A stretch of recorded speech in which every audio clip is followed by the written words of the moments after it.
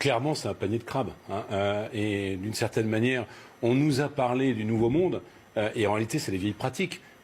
Monsieur Macron renoue avec Nicolas Sarkozy, Monsieur Benalla renoue avec Monsieur Djouri. C'est tout à fait confondant. Alors, est-ce que cette affaire débouchera sur une affaire d'État ou un pétard mouillé? Moi, je ne suis pas commentateur des choses.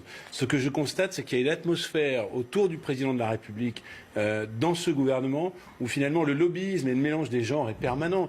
Quand vous voyez que le Premier ministre lui-même était lobbyiste d'Areva, que tel ministre était lobbyiste d'un finalement aménageur de centres commerciaux, eh bien, il n'y a qu'un pas à ce que la logique fasse que quand M. Benalla quitte les responsabilités, lui-même soit lobbyiste. Alors, il y a une question qui intéresse l'État quand même.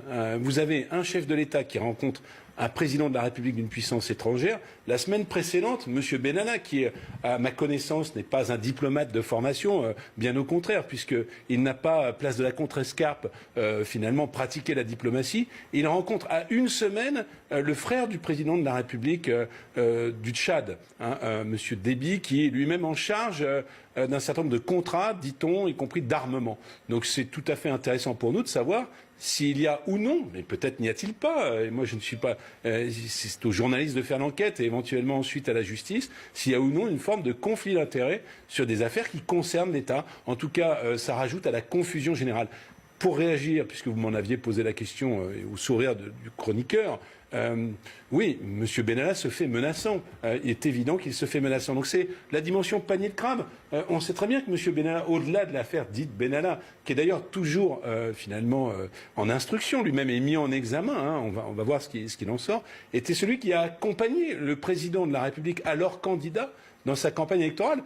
Il a fait aussi un certain nombre de déplacements parallèlement à celui du président de la République en Afrique à l'époque. Pour quelles raisons? C'est tout à fait intéressant. Et puis, puisque M. Benalla se remet à parler et que la justice n'a pas vu quelque chose à y redire, on veut toujours savoir comment, lors de la perquisition finalement faite à son domicile d'Issy-Moulineaux, un coffre en une nuit a disparu nuitamment. Et qu'est-ce qu'il y avait à l'intérieur de ce coffre? Ça nous intéresse, puisque tout d'un coup, il veut parler, il ne veut plus se taire. Monsieur Benalla, qui avait-il à l'intérieur de ce coffre? Comment ce coffre a disparu? Qui vous a aidé à faire disparaître ce coffre? C'est des questions qui, pour le coup, intéressent les Français et la justice. Merci beaucoup.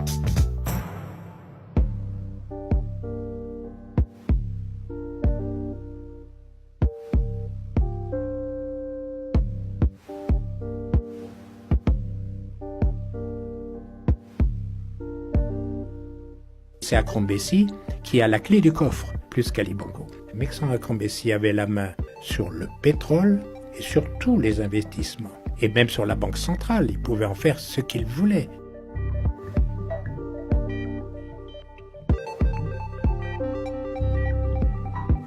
Ils se sentent à l'aise dans cet univers africain, on se donne du mon frère.